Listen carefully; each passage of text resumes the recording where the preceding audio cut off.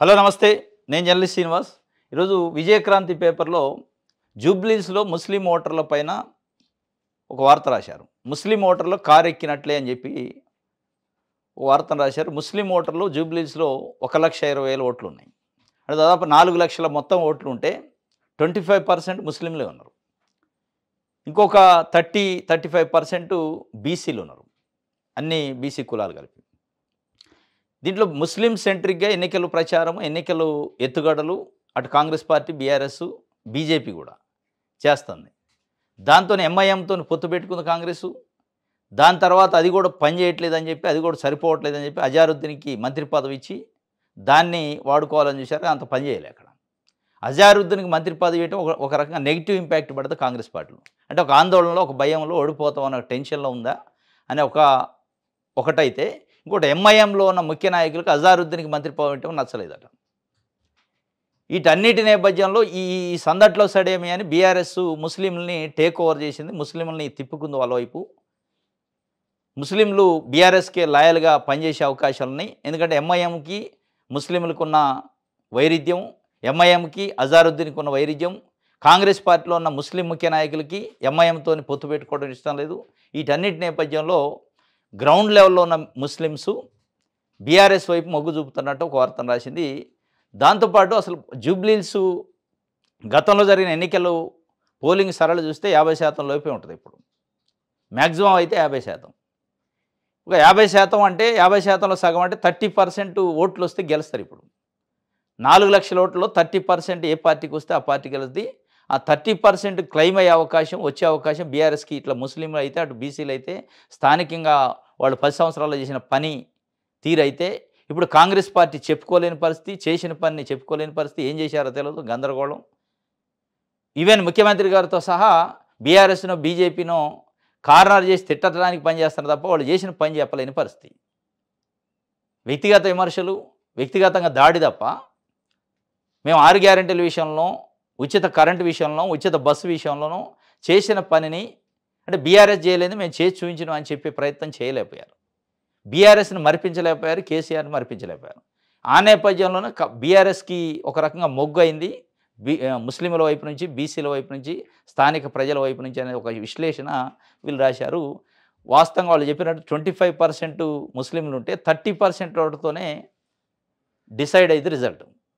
ఒకవేళ నిజంగా 25% ముస్లింలలో మెజారిటీ ముస్లింలు బీఆర్ఎస్కి వైపు మొగ్గు చూపితే ఆటోమేటిక్గా స్థానికులు కూడా కొంత పాజిటివ్ ఉండుంటే బీఆర్ఎస్ బయటపడే అవకాశాలు ఉన్నట్టు ఒక వార్తని కారెక్కిన ముస్లిం ఓటర్లని రాసింది. రైట్.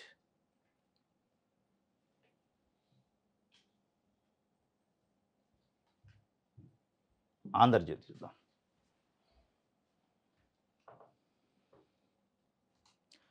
అడిగిన అనుమతులు ఇవ్వనందుకు బ్లాక్మెయిల్ చేస్తున్నారా? అరోరా రమేష్ 12 కాలేజీలకు అనుమతి అడిగిండు.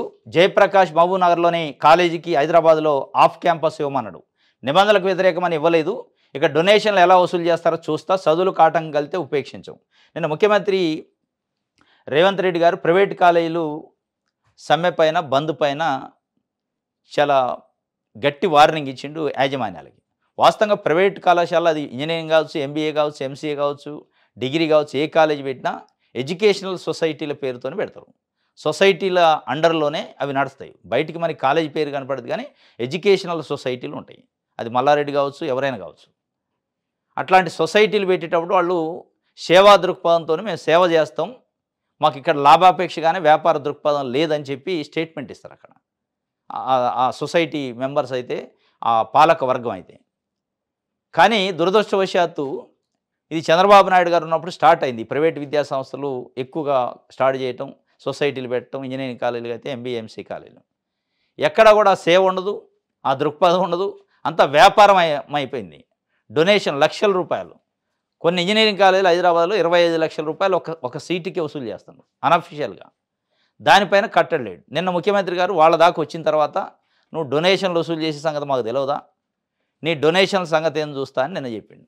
అంటే ప్రభుత్వం తీరు కూడా ఎట్లా ఉందంటే, ప్రభుత్వము అధికార యంత్రాంగం వాళ్ళకి తెలుసు ఇప్పటిదాకా. అంటే ముఖ్యమంత్రి స్థాయిలోనే తెలిసిన తర్వాత కింద అధికారులు తెలియదా డొనేషన్ లక్షల్లో వసూలు చేస్తారని? అంటే వసూలు చేసిన పర్లే, మనకి ఇబ్బంది లేదు కాబట్టి వసూలు చేస్తేంది, అది ప్రజల మీద భారంగానే ఇన్ని వదిలేశారా? అంటే ఇప్పుడు స్పందించడం ఏంటి ముఖ్యమంత్రి గారు? అంటే మీ దాకొచ్చి మీ ప్రభుత్వానికి చెడ్డ పేరు వస్తుందని, ప్రభుత్వం పైన బంద్ చేస్తున్నారని, కొన్ని కొన్ని లక్షల మంది విద్యార్థులకు చదువు కుంటుపడుతుందని, ఇది ప్రజల కోణం వాస్తవమే. మరి మీరు ఇన్ని లక్షల లక్షల డొనేషన్లు వసూలు చేసేది మీకు నోటీసులో ఉన్న తర్వాత, మీకు తెలిసిన తర్వాత ఎన్ని కాలేజీలపైన మీరు క్రిమినల్ కేసులు పెట్టారు? ఎన్ని కాలేజీలపైన చర్యలు తీసుకున్నారు? ఒక ముఖ్యమంత్రి స్థాయిలో మీరే చెప్తున్నారు, నాకు తెలుసు మీరు చేసే తతంగం ఏందో, మీరు చేసే వ్యాపారాలు ఏందో, మీరు వసూలు చేసే డొనేషన్లు ఏందో అని. స్వయంగా బీఆర్ఎస్ పార్టీ మేడ్చల్ ఎమ్మెల్యే ఇప్పుడు మాజీ మంత్రి మల్లారెడ్డికే కొన్ని పదుల సంఖ్యలో కాలేజీలు ఉన్నాయి. మెడికల్ కాలేజీలు అయితే, ఇంజనీరింగ్ కాలేజీలు అయితే, యూనివర్సిటీ కూడా ఉంది ఆయనకి. ఆయన కూడా దందా చేస్తానని మీరే చెప్పారు. చెరువులను కబ్జా చేసిన కాలేజీలు కట్టిండు, డొనేషన్లు వసూలు చేస్తాడు, ప్రజల రక్తాన్ని తాగుతుండని చెప్పారు. ఒక్క కేసు అని పెట్టారు ఆయన పైన? పెట్టలేదు కదా. అంటే ఈరోజు మీకు అంటే ప్రజలను కన్విన్స్ చేసే పరిస్థితి, ఆ బంద్ని డైవర్షన్ చేసే పరిస్థితి, బంద్ చేయటం తప్పే. ప్రైవేటు యాజమాన్యాలు బంద్ చేసే హక్కు లేదు, విద్యార్థులకు బంద్ చేసే హక్కు ఉంటుంది. మీరు చేసేది వ్యాపార దృక్పథం కాదు, సేవా దృక్పథం అయినప్పుడు బంద్ చేయొద్దు, ఫీజుల కోసం బంద్ చేయొద్దు, వేరే విషయాల్లో బంద్ చేయొచ్చు. మీరు సరైన వస్తువులు ఇవ్వలేదను, సరైన ప్రోత్సాహం ప్రభుత్వం నుంచి లేదని బంద్ చేయట్లేదు. మీరు కేవలం డబ్బుల కోసం బంద్ చేశారో తప్పే. కానీ ముఖ్యమంత్రి స్థాయిలో మీరే వాళ్ళు చేసే దందా అంతా తెలిసి కళ్ళు మూసుకొని, కళ్ళు లేనట్టు కనపడినట్టు ఉండి, మీ దాకా వచ్చినప్పుడు కనపడుతుంది మాకు, నువ్వు చేసేది దొంగతనం తెలవదా అని మీరు కాలేజీలను బ్లాక్మెయిల్ చేస్తానని మీరు అంటున్నారు. మీరే కాలేజీలను బ్లాక్మెయిల్ చేసినట్టు ఉంది. ఇప్పుడు ఇద్దరు దొందే. వాళ్ళేం ఫీజుల కోసం బ్లాక్మెయిల్ చేస్తే, మీరు ఫీజులు రిలీజ్ చేయబడ్డదని మీరు బ్లాక్మెయిల్ చేస్తున్నారు. ఈ బ్లాక్మెయిల్ కోసం వాడుకోకుండా చట్టాన్ని చట్టం లెక్క అమలు చేయాలి, నిబంధనలు లెక్క అమలు చేయాలి. ఏ కాలేజీకైనా ఆ యూనివర్సిటీయో రాష్ట్ర ప్రభుత్వం ఫిక్స్ చేసిన ఫీజు కంటే ₹1 వసూలు చేసినా ఎక్కువ, ఆ కాలేజీల పైన క్రిమినల్ కేసులు పెట్టి ఆ కాలేజీ యాజమాన్యాలను జైలుకు పంపాలి. పంపుతారా? మీకు ఆ ధైర్యం ఉందా? అంత దమ్ముందా? ఈ పేపర్లో ఎమోషనల్ ప్రకటనలు ఇచ్చి, స్టేట్మెంట్లు ఇచ్చి, అబ్బో ముఖ్యమంత్రి గారు చాలా నెంబర్ వన్గా మాటలు కాదు కావాల్సిన, చేతలు కావాలి. మాట్లాడటం ఎవరైనా మాట్లాడతారు. ఇదే ముఖ్యమంత్రి గారు 3 నెలల క్రితం ఇంజనీరింగ్, ఎంబీఏ, ఎంసీఏ కాలేజీల పైన వచ్చిన కంప్లైంట్ల పైన చర్యలు తీసుకోవాలని చెప్పి విజిలెన్స్ దాడులని హడావుడి చేసిండు. ఆల్ ఆఫ్ సడన్గా దాన్ని బంద్ చేశారు, ఆపేశారు. మరి ఆ కాలేజీ యజమానులు కలిసినాయా, మాట్లాడినే తెలియదు. ఈ ద్వంద్వనీతి వద్దు. మీరు ప్రెస్ కాన్ఫరెన్స్లలో చెప్పిన ఎమోషను, ప్రెస్ కాన్ఫరెన్స్లో చెప్పిన సీరియస్నెస్ పనితనంలో చూపించాలి. నిజంగా మీరు చెప్పినట్టు మీ సీరియస్నెస్, మీ మాటల్లో ఉన్న సీరియస్నెస్ చేతల్లో చూపిస్తే ఈరోజు ఇంజనీరింగ్ కాలేజీలో సగానికి సగం బంద్ అవుతాయి, సీల్ చేయాల్సిన పరిస్థితి. వాళ్ళు చేస్తున్నదంతా మీరు చెప్పింది 100% కరెక్టే. డొనేషన్ల పేరుతోని వ్యాపారం చేస్తున్నారు. వ్యాపారం చేసే విద్యాసంస్థలు మీకు మూసే దమ్ము, ధైర్యం ఉందా? అది చేయాలి. మీరేదో అసహనం వ్యక్తం చేసి బ్లాక్మెయిల్ చేస్తారా మమ్మల్ని అంటే, మీరు కూడా బ్లాక్మెయిల్ చేయడానికి వాడుకున్నట్టుంది కదా తప్ప చట్టాన్ని నిబంధనలు లెక్క అమలు చేయటం లేదు. ఇది వారు చెప్తున్న బ్లాక్మెయిల్ సంబంధించి.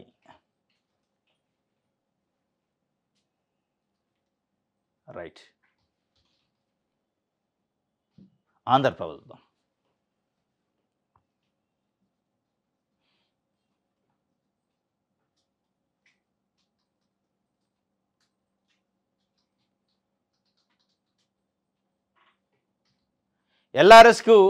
ఎల్ఆర్ఎస్ ఇక ముగిసిన కథ ఏనట, పథకాన్ని ముగించే దిశగా అడుగులు వేస్తారట. ఎల్ఆర్ఎస్ లేఅవుట్ రెగ్యులేషన్ స్కీమ్ అని 2020లో బీఆర్ఎస్ ప్రభుత్వం కేసీఆర్ ఉన్నప్పుడు పెట్టిండు. దాన్ని పెడితే ఎల్ఆర్ఎస్ ₹1 కూడా తీసుకోకుండా అమలు చేయాలి అని చెప్పి బీఆర్ఎస్ పైన, అప్పుడున్న ప్రభుత్వం పైన కాంగ్రెస్ పార్టీ నాయకులు, ఇప్పుడు ఎవరైతే ప్రభుత్వంలో కీలకంగా ఉన్నారో ముఖ్యమంత్రితో సహా చెప్పారు. చెప్పి ఇప్పుడు ఏం చేశారు? వసూలు చేశారు పైసలు. కొన్ని లక్షల మంది దగ్గర ₹1,000 వసూలు చేశారు. ఆ వసూలు చేసిన వాళ్ళని దాన్ని ప్రొసీడింగ్ ఇస్తారంటే ఇవ్వట్లే. 2020 కథ ఇప్పటిది కాదు, 5 సంవత్సరాలది. ₹1,00,000 వసూలు చేశారు. లక్షల అప్లికేషన్లు పెండింగ్ ఉన్నాయి. ప్రభుత్వం కేవలం ఎల్ఆర్ఎస్ని, ఇదే ఎల్ఆర్ఎస్ పైన ఎల్ఆర్ఎస్తో బీఆర్ఎస్కి వీఆర్ఎస్ ఇవ్వాలని చెప్పింది దుబ్బాక ఎన్నికల టైంలో, హుజూరాబాద్ ఎన్నికల టైంలో. ఎల్ఆర్ఎస్తో ప్రజలను పీడిస్తున్నారు, మేము వస్తే ఉచితంగా చేస్తాం, మీకు ఎల్ఆర్ఎస్ఏ వీఆర్ఎస్ ఇస్తుందని చెప్పి బీఆర్ఎస్ని చెప్పారు. అదే ఎల్ఆర్ఎస్తో మీరు ఈరోజు మళ్ళీ ప్రయోగాలు చేసి డబ్బులు వసూలు చేస్తున్నారు. అది ముగిసిన కథ అని చెప్పి ఒక వార్త రాసింది. ఆ కథ గురించి అసలు వాళ్ళు మాట్లాడటం. ఎల్ఆర్ఎస్ ఒకటి, రాజీవ్ యువ వికాసం ఒకటి, నిరుద్యోగ భృతి ఒకటి, ఇంకోటి మహిళలకు 2,500, ఇట్లా పెన్షన్ల పెంపు, ఇవన్నీ అడుగున పడ్డాయి. దాని గురించి మాట్లాడటం ప్రజలు మాట్లాడుకుంటున్నారు. ఇవన్నీ మనకు హామీ ఇచ్చిండు, వీటి సంగతి ఏందని. ఏ ఎలక్షన్ వచ్చినా ఏ నలుగురు ఒక దగ్గర గుమ్ముగూడినా ఇదే చర్చ. రేవంత్ రెడ్డి ఇస్తున్న పైసలు ఏమైనాయి, 2500 ఏమైంది, పెన్షన్ల పెంపు ఏమైంది, రాజీవ్ యువ వికాసం ఏమైంది, వీటిపైన చర్చ నడుతుందా? మరి వాళ్ళకి తెలుస్తుందా? కాంగ్రెస్ పార్టీ అధినాయకత్వానికి లేదా ఇక్కడ ఉన్న రాష్ట్ర ప్రభుత్వ పెద్దలకి ఇంటెలిజెన్స్ రిపోర్ట్ ఉందా? ఉండి నటిస్తుందా తెలియదు. కానీ ఇది పెద్ద ఎత్తున ప్రభుత్వం పైన బ్యాడ్ నేమ్ వచ్చింది, చెడు పేరు వచ్చింది.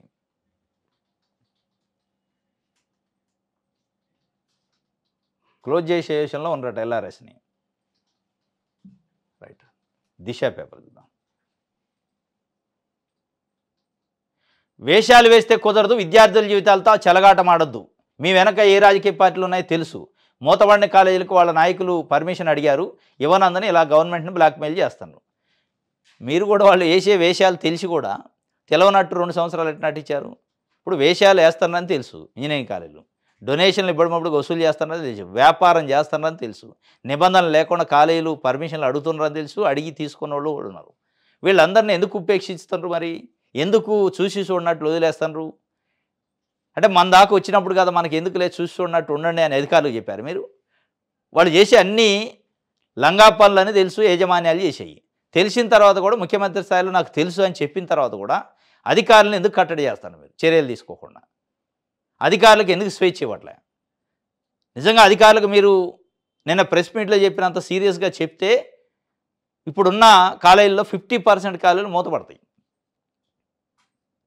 మూతపడితే విద్యార్థులే న్యాయం జరిగింది. ఈరోజు మీరు ప్రకటన చేసే వరకు కూడా ఇప్పటికి కూడా ఇంజనీరింగ్ కాలేజీలు, ఎంబీఏ, ఎంసీఏ, డిగ్రీ కాలేజీలు ఫీజు రీఎంబర్స్మెంట్ రాలేదని సర్టిఫికెట్లు ఇవ్వట్లే, హాల్ టికెట్లు ఇవ్వట్లే, ఎగ్జామ్ రాయనీయట్లే, అనేక రకాల ఇబ్బందులు పెడుతున్నారు. దానిపైన హైయర్ ఎడ్యుకేషన్ కౌన్సిల్కి లెటర్ పెట్టుకున్నా, బీసీ వెల్ఫేర్ డిపార్ట్మెంట్కి లెటర్ పెట్టినా వాళ్ళు కనీసం పట్టించుకోని పరిస్థితి. అట్లాంటి యాజమాన్యాలపైన క్రిమినల్ కేసులు పెడతారా? మీకు దమ్ముందా? ఆ ధైర్యం మీరు చేయలేస్తారా?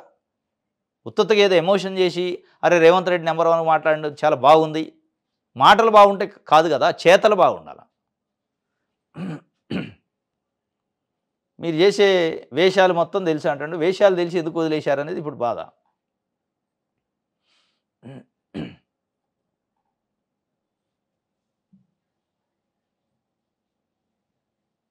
రైట్,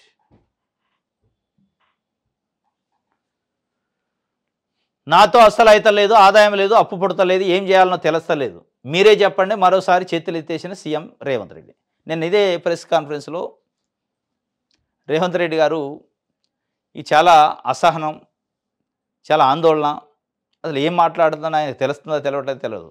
ఆర్కిష్టన్నని మందకిష్టన్నని తీసుకొస్తా, వాళ్ళకే ఇస్తా, ఖజానా అంతా ఎవరికి పంచుతారో పంచండి అంటే ముఖ్యమంత్రి ఉన్న దానికి కాదు.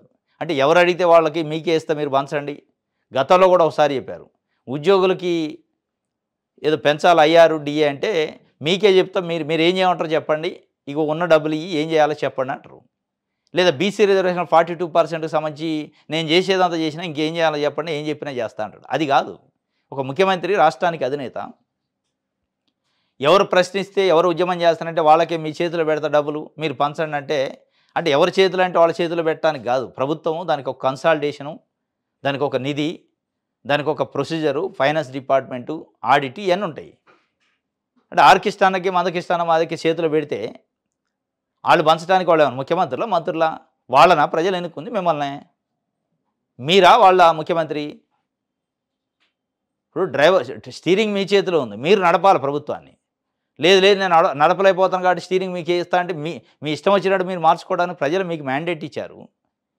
మీ అసమర్థతని, మీ చేతగాంతనాన్ని, మీ పని చేయలేనితనాన్ని బయట పెట్టుకున్నారు. ఇది రెండోసారి. లేదంటే ఇంకో మాట, అప్పు ఎవరన్నా ఇస్తారని చెప్పండి.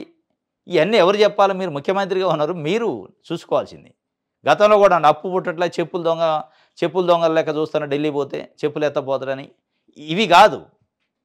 వీటి వల్ల ఏంటంటే తెలంగాణ ఆత్మస్థైర్యాన్ని దెబ్బతీస్తాను మీరు ముఖ్యమంత్రిగా ఉండి. అలా అయిపోయినట్టు ప్రభుత్వం పని ఏం లేనట్టుందని ఒక ఇంటర్ప్రిటేషన్, ఒక నెరేషన్ని బిల్డ్ చేస్తాను మీరు. ముఖ్యమంత్రి స్థాయిలో మరీ అంత అసహనమా, అంత చేతులైతే కార్యక్రమం? ఇక నా చేత అయితే లేదు మీరు చూసుకోండి అంటే దిగిపోండి, మరి రాజీనామా చేయండి, చూసేవాళ్ళు చూస్తారు. ఇది నిన్న ఆయన నాతో అవతలేదు, ఇక నేను నాతోని అస్సలు అవుతలేదని చెప్తున్నాను. అవుతలేదని చెప్పి రిజైన్ చేసిపోయినా బాగు. నేను ఆర్కిస్తాన్కి డబ్బులు ఇస్తా, 8,000 కోట్లు వస్తాయి, 18,000 కోట్లు వస్తాయి సంవత్సరానికి, ఎవరికి ఇస్తారో ఇవ్వను. ఆయన ఇచ్చే కాడికి మీరెందుకు ముఖ్యమంత్రి? మీకెందుకు ఆ ప్రోటోకాలు?